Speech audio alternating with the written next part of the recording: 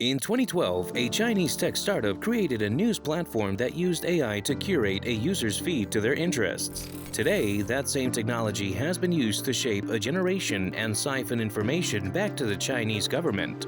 From software engineer to purveyor of a social media surveillance state, this is the story of the man who created the most evil company in the world, TikTok.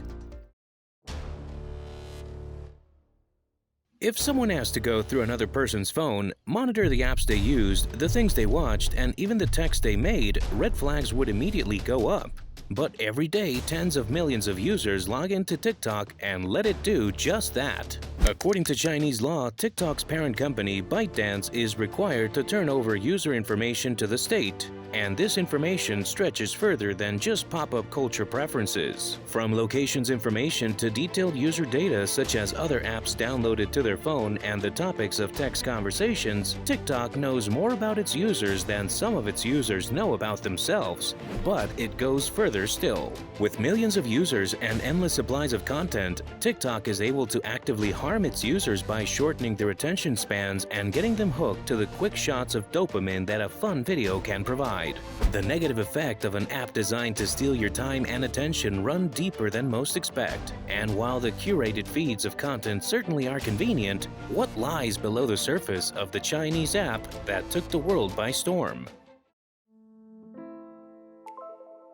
In 2012, Zhang Jiming and his business partner Liang Rubo rented an apartment in Zhongguancun in the Haidian district of Beijing, China. It was in that four-bedroom apartment that Zhang and his team would develop an algorithm that would take news pieces and organize them according to a user's preferences. They used this algorithm to create Toutiao. Toutiao, which translates to headlines, curated news headlines for its users according to what they clicked on the most. The more users interacted with the algorithm, the more accurate it got. In March of 2012, Zhang and Liang founded ByteDance and launched Toutiao in August, which would go on to boast 700 million users across China, raking in most of its revenue from advertising tailored to each user. But back in 2012, with just 2 apps on their roster and an increasingly complex algorithm, ByteDance was still in its infancy, much like the legacy of Zhang himself. Zhang was born on the 1st of April 1983 in the city of Longyang in China, Fujian province. He graduated from Tianjin's Nankai University in 2005 with a degree in software engineering and began his career at the travel website Kushun. Within a year, Zhang achieved the rank of technical director, though he left the company shortly after for Microsoft. Unfortunately, Zhang found Microsoft's corporate structure stifling, stating that though the work was easy, it was inefficient and he could not stay at the company. His short stint at Microsoft would lead him to Fanfo.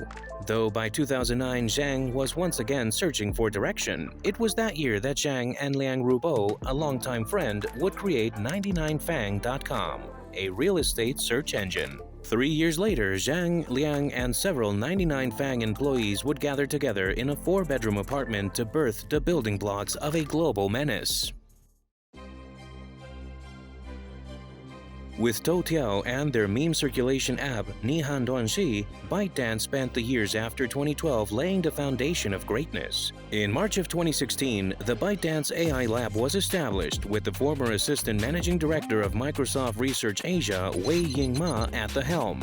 The lab's research centered on artificial intelligence for understanding in-depth information through images, text, and videos, and developed algorithms that pushed recommendations based on personalized user data. By September of that year, after just 200 days of development, ByteDance launched Douyin, TikTok's older Chinese sibling. Within a year, Douyin had 100 million users and 1 billion views each day. But Zhang wanted more than the quarter of the world's internet users that China housed. Zhang wanted to go global, and he knew exactly how to do it. Going into 2017, ByteDance acquired a number of companies, most relevantly acquiring the lip-syncing app Musical.ly, meshing it with Douyin to create an entirely new creature, TikTok. In September of 2017, TikTok launched on the international market. By the end of January the following year, barely 4 months later, it was the most downloaded free application in several countries. In January 2022, TikTok reported 1 billion active users around the world, spanning more than 150 countries and available in more than 75 languages. The app snagged the #1 spot of most popular application globally for both 2021 and 2022, with over 3 billion downloads since its launch, and is unparalleled in drawing users in with nearly 5 times the engagement rates of Instagram and other social media platforms. The average user spends upwards of 850 minutes on TikTok per month, or an average of at least half an hour per day. Then, in June 2020, with more than 200 million users of the app within its borders, India banned TikTok, and America nearly followed. More than half of TikTok's users are below the age of 24, operating with brains that have not fully developed or matured, and every day those users are active on a platform that was deemed such a privacy risk that it was banned by the Indian government and publicly condemned by a former American president. So, why is it still so popular? Simply put, consumers love convenience. From online shopping to streaming services, humans love having things easily within our reach. TikTok took that concept and put a magnifying glass over our entertainment preferences, allowing its algorithm to learn exactly what we wanted to see and serve it to us on the silver platter of the For You page. Why would you want to seek out something when TikTok could find it for you? The algorithm that TikTok runs on allows it to learn everything about its users, from pop culture preferences to mental health status, sexual orientation, and countless more sensitive information. And then use all of it to craft a most addictive curation of content to keep users online and feed the algorithm further. The mechanic itself is reminiscent of the underlying factors of other addictive behaviors like gambling. The For You page is crafted to allow users to endlessly scroll through the video after video that may not pique their interest, before providing a clip curated based on personalized information that catches a user's attention and releases a dose of dopamine. The random reinforcement keeps users scrolling, chasing the next hit of the pleasure chemical. But addiction means that users don't leave the app, and the structure of the app itself is detrimental to users beyond monopolizing their time. In 2021, a study was conducted by the International Journal of Environmental Research and Public Health that discovered the regular use of TikTok resulted in worse memory recall and higher rates of anxiety and depression. The constant use of the fast-paced application resulted in shorter attention spans, which can have serious implications for the lives of its users outside of social media.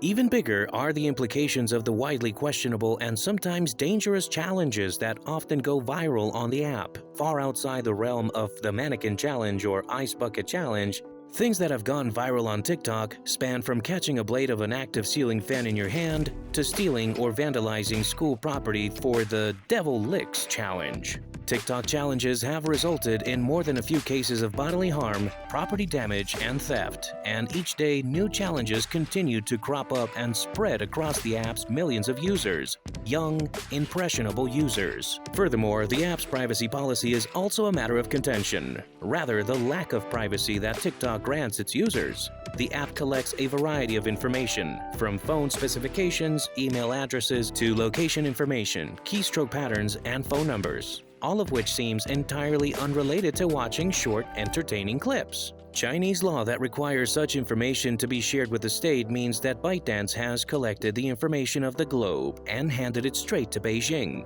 while the world remains in the dark about what their data is being used for. In the words of the Indian government, who took major issue with TikTok's data collection, the app is prejudicial to the sovereignty and integrity of the nation, defense of the nation, security of the state, and public order.